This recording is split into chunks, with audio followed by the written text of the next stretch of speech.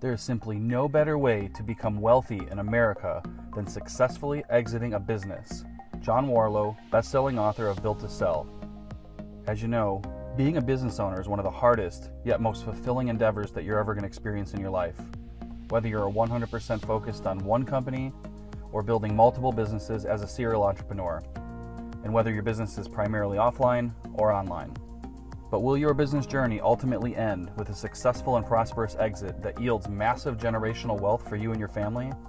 Whether you want to parlay your windfall of cash into funding your next opportunity, experience a life of adventure and recreation, or ride off into the sunset and retire quietly with your millions? Or will it be a burden for which you did not prepare? Will you receive what you think you deserve for all the blood, sweat, and tears you've shed in the journey of running your business? The answer is that unless you proactively plan for such an event, your chances of a smooth and prosperous exit are about 1%. I'll explain that number in more detail in a few moments. That's the bad news, but there is also very good news if you pay attention and take action. First, a quick introduction. My name is Dan Kalis. My brother and business partner Joe and I are serial entrepreneurs, co-founders of the ExitWealth Accelerator, and certified advisors of the Value Builder System, which was founded and operated by the man I quoted earlier and is pictured with us here, John Warlow. By the way, there's nothing for sale during this recording. And at the end, the only thing we have to offer you is the opportunity to schedule a call with us to determine how ready you are for the biggest financial transaction in your life. Now, some good news. As a privately owned business owner or entrepreneur, you are part of an upcoming transfer of wealth at a level this country has never seen before. An estimated $10 trillion of asset value is tied up in the equity of small and mid-sized American businesses like yours. But it can only be harvested through a profitable liquidity event. In other words, the successful exit and sale of your company. The potential is there, but it requires proper planning, ideally 3 to 10 years ahead of time. Now, here's the big problem that you may not even be aware of. In a nutshell, 80% of businesses doing less than $10 million of annual revenue are unsellable, even the profitable ones. And only 1 out of 10 companies that are actually listed for sale with a broker end up closing. What's worse, of the 20% that do sell, only 5% of those business owners, so 1% total, are happy with the net sale proceeds according to surveys. Why? Well, there are actually 8 key drivers of company value and sellability according to research done by the Value Builder System on more than 40,000 businesses. The data simply doesn't lie. The other 7 drivers are just as important to making your business a well-oiled machine that the owner, you, can exit and sell at any time in order to retire, pursue new endeavors, or to properly deal with unplanned life challenges. By the way, one of the most common reasons a business is unsellable, even if it's profitable, is that it's too dependent on the involvement of the owner. So one of the best benefits of having a sellable business is that it can thrive without the owner managing the day-to-day operations. We refer to this as being caught in the owner's trap. I know that you know how that feels. So there really are 2 exits you need to prepare for. The first one is an exit from the day-to-day operations of your business, and the second is an exit from your company altogether. One of our mottos at ExitWealth is, ready or not, exit will come. And to avoid the terrible pain of regret, it is vital, not an option, to create and execute on a strategic exit and valuation acceleration plan. Those who don't plan ahead for their inevitable future exit will end up in that 80% of businesses that can't and won't sell, and in some cases, even go bankrupt. Just because this type of planning requires you to begin with the end in mind, though, it does not mean that you won't experience any positive changes until the end. A good exit plan strengthens the very infrastructure of your business, helps you dramatically improve cash flow, ensures that your corporate financials are airtight, defendable, and trending positively. It boosts customer loyalty and company reputation, and many, many other tangible benefits that yield optimal internal health for your business. In fact, we believe the most important KPI, key performance indicator, in your business isn't revenue or even profits, but the sellable value of the company. In other words, what someone else is willing to pay for the privilege of taking over and running your business. It's the most accurate and holistic recognition of the internal health of your company. So why isn't the topic of exit planning and valuation optimization talked about more among business owners, entrepreneurs, and by our various business advisors and vendors? The reality is that most mergers and acquisitions, investment banking, and private equity professionals totally ignore companies below $10 million in annual sales. And nearly all business brokers who do work with the smaller companies are 100% transaction-based, but they lack the time to educate or advise private business owners on this vital subject, leaving a void. And that's where we come in as advocates for the underserved, overlooked, and often manipulated sector of privately held businesses in America. A competent strategic exit planner and advisor is as important as any other member of a financial planning team, including your financial advisor, business broker, CPA, attorney, and banker, and just as important as any other type of consultant with marketing or business planning. If one of your business advisors referred you to us in this short presentation, please thank them for being so open-minded, forward-thinking, and concerned for your financial well-being. Exit planning and valuation optimization are the keys that unlock 6 times more wealth for business owners and ensure a smooth and lucrative future sale, which is why it's the business strategy that trumps all others. Your future quality of life depends on making this a priority, starting today. Now, without further ado, here's John Warlow to further describe the 8 drivers of company value and sellability, which is the foundation of the Value Builder system and the ExitWealth Accelerator methodology.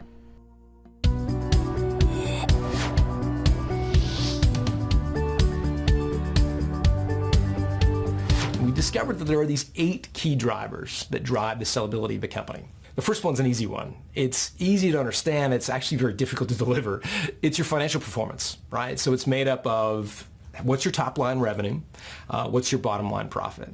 And the interesting thing about financial performance is there's a second kind of hidden element to it. It's not only what those numbers are, but the quality of the reporting of those numbers. So to drive up your score, not only focus on your top line, your bottom line, but also consider investing in an audit or some way to make sure that those numbers are as defendable as you can. Because a buyer's going to come in and say, great, you've got these numbers, but how defendable are they? And what third party has come in to really scrutinize these? So investing in an audit is one simple way to improve your score on financial performance.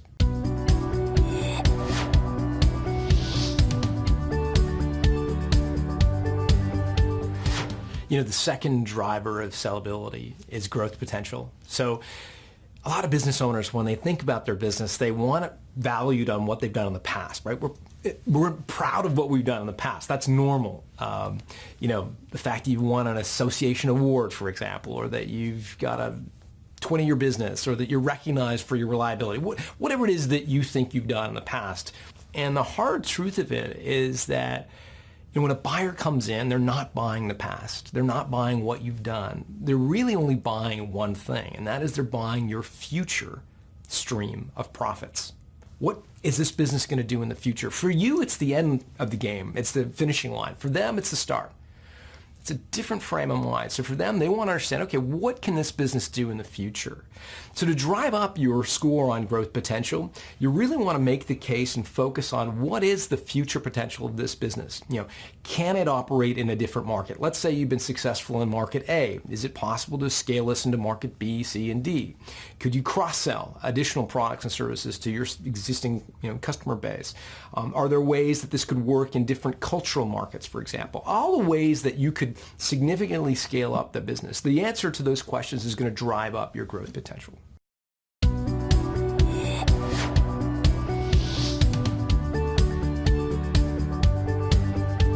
The Switzerland structure gets its name from the country of Switzerland. So if you know anything about the history of Switzerland, it's pretty amazing. You know, they've taken this obsession with being independent.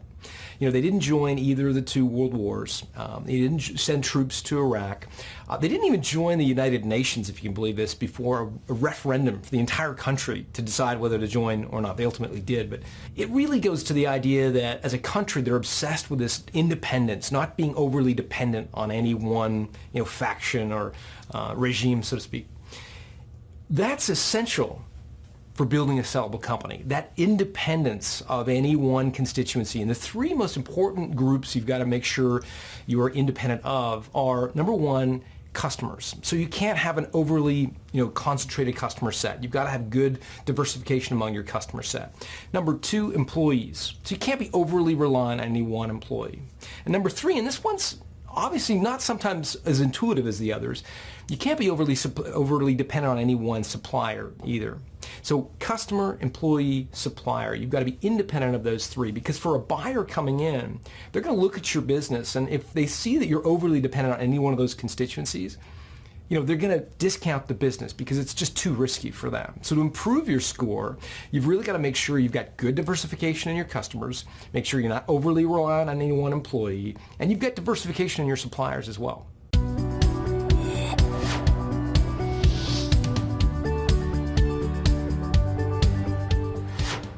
you remember when you were a kid, you go to the playground, you'd be on a teeter-totter. There's a light kid, and the heavier kid gets on, a light kid goes up. The same relationship exists between the way cash moves through your company and its value. And it's one of the drivers of sellability. Essentially, when a buyer comes and buys your business, they've actually got to write two checks. So they write a check to you, the owner, it's obvious. They have to write a second check that a lot of people don't really think about. And the second check is to fund your company's working capital.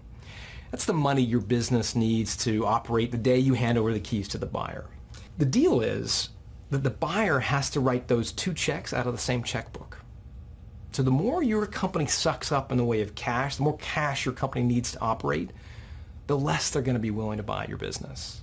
So the way to improve your score on the valuation teeter-totter is really to make sure that your business is generating cash. If you collect receivables, collect them faster. If you can extend your payables a little bit more, make sure you're delaying your payments to the point where you're just generating more cash as a business. And that's going to improve your score on the teeter-totter.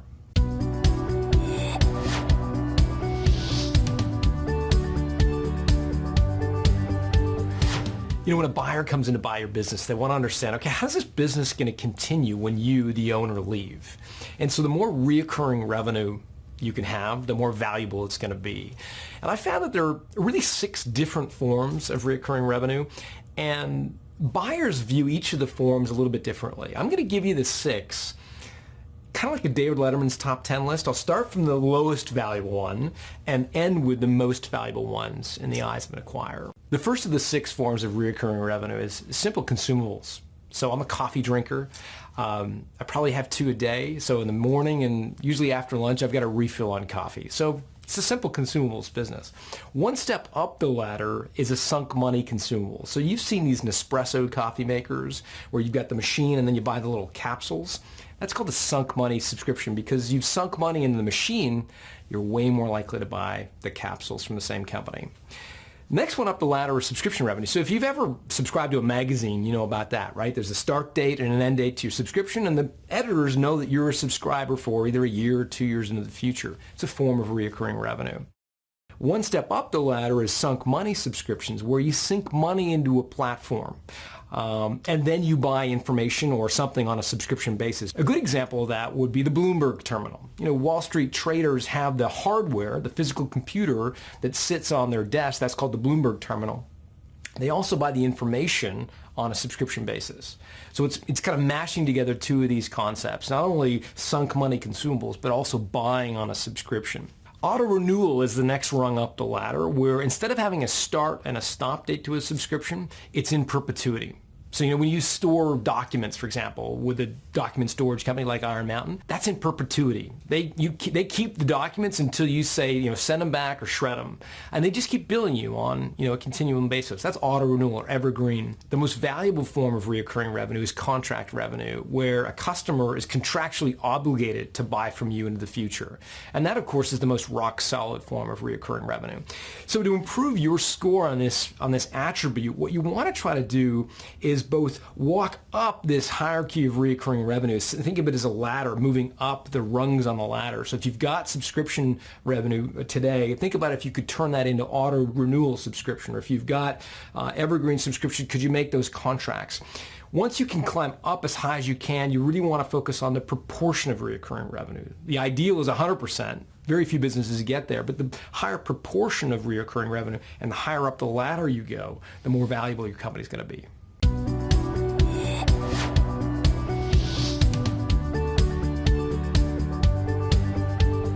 So the monopoly control is an attribute of sellability that means you've got control over how you price your product. you're not being commoditized, essentially, because you're unique and different in the marketplace. You've heard Warren Buffett, the famous investor, talk about this idea of having a deep and wide moat around your business. He's referring to the idea that he invests in companies that have a differentiated marketing position. A lot of investors look for companies that have a differentiated proposition because that gives you ability to control your pricing. The more you control your pricing, the more margin you make. The more margin you make, the more you can invest in sales and marketing, and it triggers this nice little domino effect that enables you to stay different in the marketplace. Again, the more different you are, the more control over you have of your pricing. So the way you can improve your score on the monopoly control is to really scrutinize the way you're marketing your business through two lenses. Because a marketing strategy has to have two attributes. It's got to be meaningful to customers, and it's got to make it different. So scrutinizing all the messages you have in the marketplace, so look at your website, the side of your vans, however you communicate to your market, and say, does this make us different? And do customers care? Those are the two drivers that drive up your monopoly control score.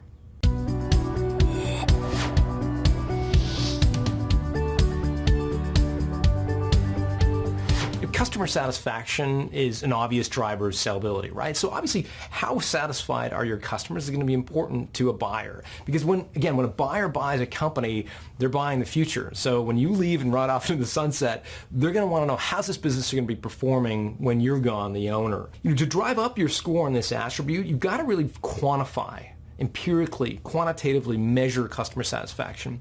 Probably the most well-liked, well-respected way to do that is something called the Net Promoter Score. You can Google it later, but essentially you're measuring and benchmarking your performance on the likelihood that your customers are going to recommend you. And the more you have that data, the more you'll know for your own peace of mind that your customers are satisfied, but the more acquirers will also be able to see that your customers are satisfied and likely to repurchase from you.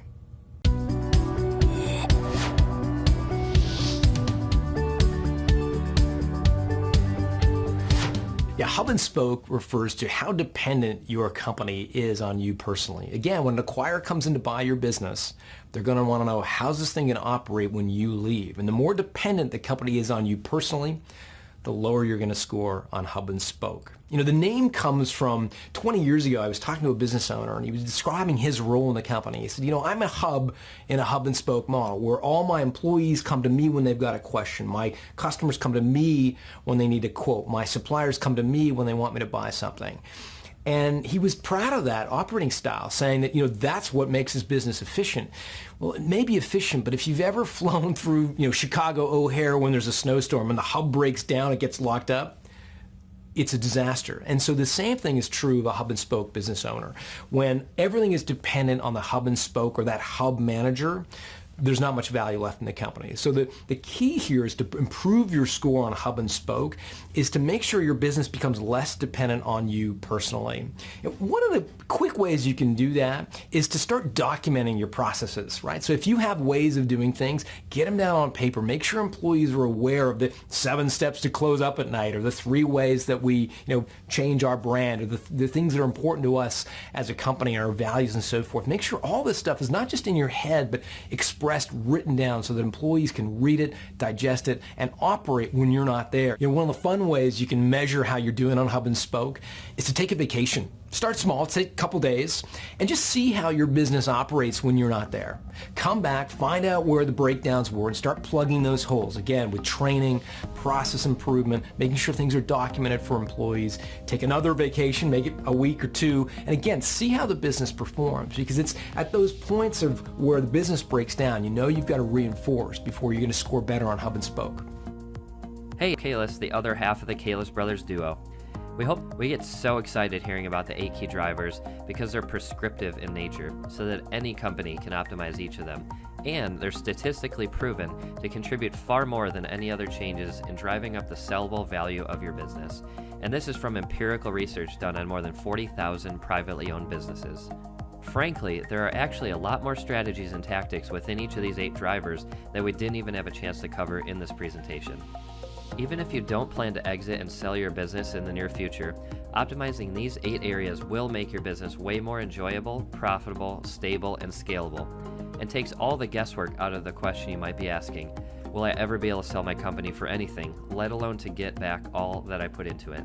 Valuation of any company is made up of two distinct parts, and most people only ever pay attention to the first and more obvious one, earnings. Earnings are improved by increasing sales and reducing expenses. This is the quant or the quantity part. It's the numbers, the financial metrics. Thankfully, my brother Dan and I also have extensive experience with increasing earnings through our years of digital marketing experience, having built and run systems and campaigns that generated us and our partners millions of dollars over the past several years. When those types of revenue generating methods are implemented through digital marketing into the average company, it's not uncommon to rapidly increase your earnings by 2 times, 3 times, or even 5 to 10 times earnings. But this is only half the battle as a business owner. The second and equally important element of valuation and sellability is your multiple of earnings. The multiple of earnings, which typically ranges from 0 to 5 times with most small businesses, is a factor of the profitability that an acquirer believes your company to be worth. In some cases, instead of the average 0 to 5 times multiple, a company could yield as much as 20 times or even 50 times after becoming aware of the 8 key drivers and working to optimize each of them. And again, these are statistically proven methods, not just the theory. The earnings portion of your business is essentially what your business looks like from the exterior, while the multiple of earnings you receive from an acquirer is all about the internal factors, the foundation of your business that most people can't even see. Focusing on the earnings without paying attention to the multiple would be like assuming that every skinny person in the world was healthy. We know for a fact that that's never true, that the ultimate health of a human is determined by what's going on inside. Your business is no different. When you significantly increase both earnings and multiple of earnings, you can really create substantial wealth as an entrepreneur. In fact, John Warlow said, "There's simply no better way to become wealthy in America than successfully exiting a business." So, the first step in this process is learning what your sellability score is and increasing it over time. The sellability score is a measure of your score on each of the 8 key drivers. At the end of the day, entrepreneurship is about freedom. You are either seeking freedom in your business, which has you remaining the owner, but exiting from the day-to-day operations, removing your company's dependence on you, opening up the ability to rapidly scale, improving cash flow, and enjoying the fruits of a well-oiled, self-managing, income-producing machine. Or you are in the mode of planning your freedom from your business, exiting from the company and preparing for a sale to a third party at top dollar on your terms so that you can enjoy the next chapter of your life or to take care of some unplanned life challenge. Proper exit planning like this ensures that you won't be like the 80 to 90% of business owners who get to their inevitable exit day and walk away with nothing to show for all the blood, sweat, and tears. Regret is a terrible thing. It's sad, but it's easily preventable. As we often say, ready or not, exit will come.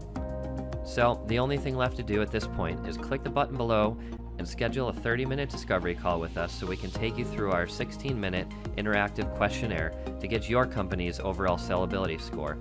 This way, we can let you know some effective strategies for optimizing all 8 drivers in your business, especially the ones that need the most work. The second half of this call will be more of an opportunity to learn about your goals, motivations, and challenges as a business owner. We look forward to hearing from you soon.